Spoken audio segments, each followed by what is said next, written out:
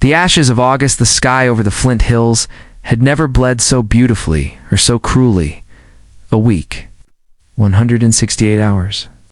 That's how long it had been since Elias Thorne stood on the crest of his land, the scent of rain-washed prairie in the air, and watched his life turn to smoke. It wasn't just a field. It was his father's field and his grandfather's. It was 60 acres of winter wheat, a river of spun gold that rippled in the Kansas wind. So close to harvest, the heads bowed with the weight of their own promise. It was the last piece of his legacy, the anchor that had held him through law school, through the hollow echo of an empty house after Clara left, through now. It was a monochrome nightmare of charcoal and ash. Elias walked the scorched earth, his worn leather boots leaving deep impressions in the soft, ruined soil. Each crunch of blackened stalk under his sole was a gunshot in the quiet dawn. He knelt, the fine gray powder coating the knees of his jeans, and sifted the ashes through his fingers. Nothing. It was all nothing. The memory was a film reel on a constant, punishing loop. The call from his neighbor, Hank, his voice tight with panic. Elias, you better get out here. The HOA, they've got a crew. They're burning the ditches. The frantic drive, his truck eating up the gravel road.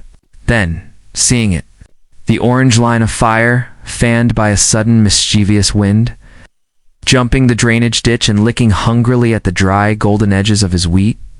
The roar.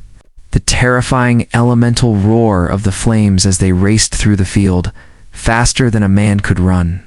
The heat on his face, a brutal slap. The helplessness, a physical weight pinning him to the fence post as he watched a year's income. A generation's care become fuel for a fire he didn't light. The HOA, the Shady Creek Estates Homeowners Association. A gated community of manicured lawns and vinyl fences that butted up against his raw native land. They'd always seen his farm as an eyesore, a haven for rodents, a fire hazard. They'd sent letters. He'd ignored them. He'd never imagined their solution would be so final, so absolute. The fire chief had been apologetic. A controlled burn got away from them, Elias. A gust of wind. An accident. An accident. The word felt like a pebble in his shoes, small, insignificant, but causing a constant grating pain with every step. An accident that had incinerated his past and his future in one greedy afternoon inferno. His phone vibrated in his pocket. He didn't need to look to know it was his clerk, Sarah. Monday morning, the world, relentless and indifferent, was demanding he return to it. The halls of justice in Wichita were a world away from the silence of his ashes. Here the air was chilled, smelling of lemon-scented polish and anxiety. Elias stood before the mirror in his chambers, tying the dark silk of his judge's robe. The man in the reflection was a stranger judge, Elias Thorne. His face a mask of judicial impartiality, his eyes the only evidence of the storm within. He tucked the small, sealed evidence bag, containing a single fire-curled wheat head, into his inner robe pocket. A reminder. An anchor to the real world. Your docket is light today, Judge, Sarah said, handing him the file as he walked into the courtroom. Mostly procedural hearings. One small claims case that got escalated property destruction. The words property destruction sent a fresh jolt through him. He gave a tight nod and took the bench. The room rose, a wave of respect for the office he held, if not for the man himself. The heavy oak door at the back creaked open, and the bailiff began calling the cases. Elias moved through the morning on autopilot, his voice a calm, measured instrument of the law. He heard arguments, made rulings, his mind a partitioned thing. One part here in this room. The other, 7 days back, standing in the heat and the ruin. Then, the bailiff's voice cut through his fugue. Case number CV 234581. The County of Sedgwick versus Mrs. Eleanor Vance. Elias's eyes dropped to the file before him. Vance, Eleanor. Charge: criminal trespass and reckless destruction of property. Plaintiff, Sedgwick County, on complaint of Elias Thorne. His blood turned to ice. The door opened again, and she walked in. Asterisk time did not slow down. It fractured asterisk. She was led by a court officer, a slight figure in a simple navy blue dress. Her hands were clasped tightly in front of her, her silver hair styled with a care that seemed profoundly sad.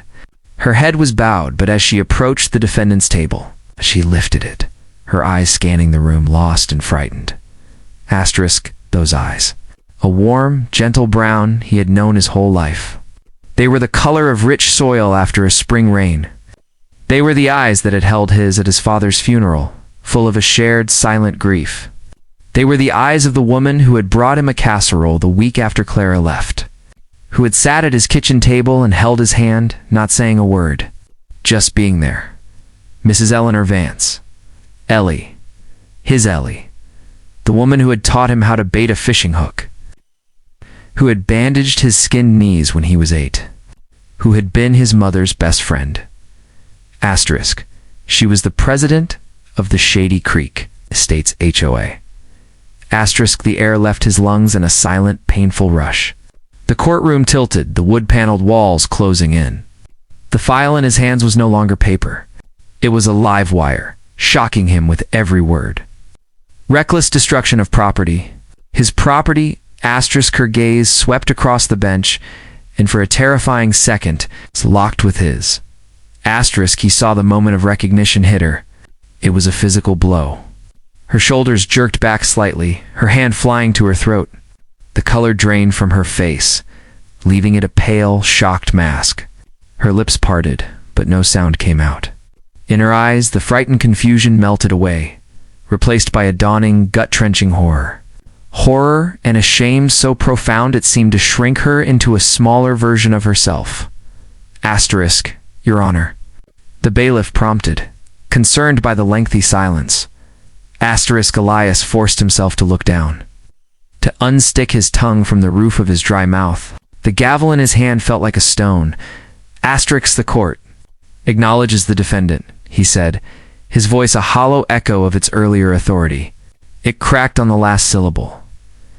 Asterisk. He looked at the prosecuting attorney, a young, eager man named Davis, who was shuffling his notes, completely unaware that the earth had just opened up beneath the judge's bench. He looked at the defense attorney, a public defender who looked bored. Asterisk. And then his eyes were dragged back to her. Eleanor Vance Ellie. Her head was bowed again, but now her shoulders were shaking with silent, devastating sobs. Asterisk. The wheat field was gone. But this was a far more complete and total destruction. This was the burning of a bridge he never knew he'd been standing on. This was the fire, finding a new, more personal thing to consume. The reason why the world had narrowed to the space between the bench and the defendant's table. The hum of the fluorescent lights was a swarm of bees in Elias's ears. He could feel the weight of the curled wheat head in his pocket, a brand against his chest. Will the defendant please enter a plea? He managed the words scripted, robotic. The public defender. A woman named Ms. Gable nudged Ellie. Not guilty, Your Honor. Ellie's voice was a whisper, a ghost of the warm, confident tone he remembered. Not guilty. The people move for a trial date, Your Honor, Prosecutor Davis said, already triumphant. The evidence is clear. The defendant, as head of the HOA, authorized a burn on a day with a high wind advisory. The resulting fire caused significant damage to Mr. Thorne's agricultural property, valued at over $100,000. Your Honor, Ms. Gable interjected. My client is a 72-year-old woman with no prior record. This was a tragic error in judgment, not a criminal act. We propose restitution and community service. Error in judgment. The phrase was so anemic, so utterly incapable of capturing the reality of that blackened field, of the shattered look in Ellie's eyes. This was more than an error, Your Honor, Davis countered. It was reckless disregard. A message needs to be sent.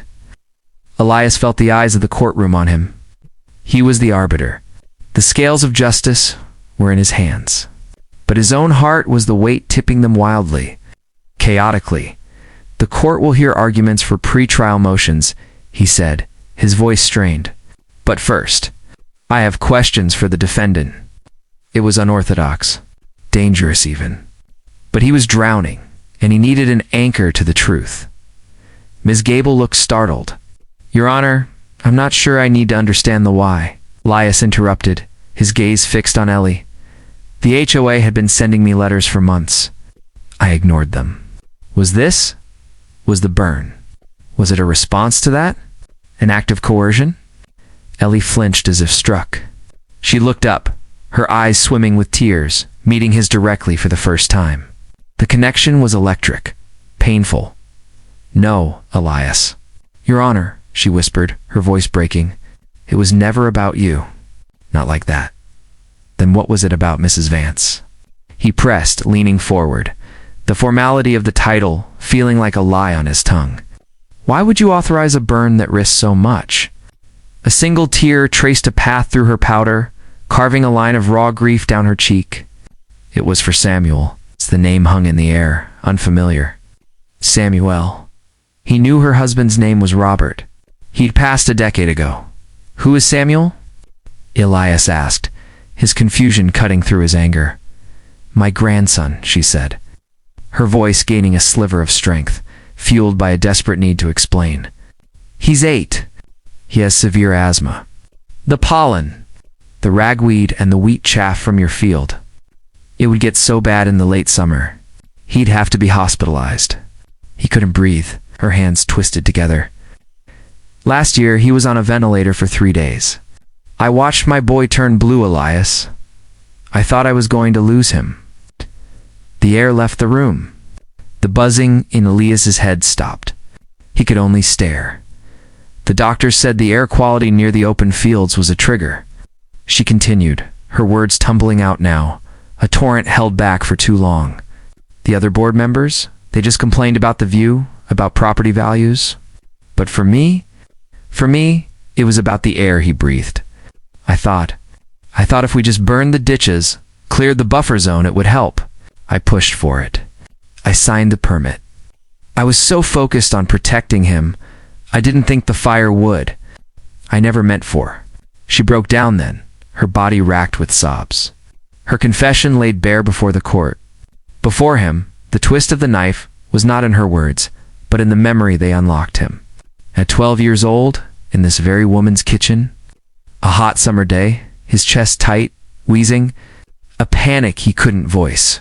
Her, calming him, holding a steaming bowl of water and eucalyptus oil under his nose, her voice soft and sure. Breathe, Eli, slow and easy. You're okay. I've got you. She had sat with him for an hour until the attack passed, until his lungs unlocked. Ellie Vance, who had once taught him how to breathe, was now standing accused of destroying his life to help her grandson breathe. The irony was a physical nausea. His righteous anger, his victimhood, it all crumbled to dust, as fine and insubstantial as the ashes of his wheat.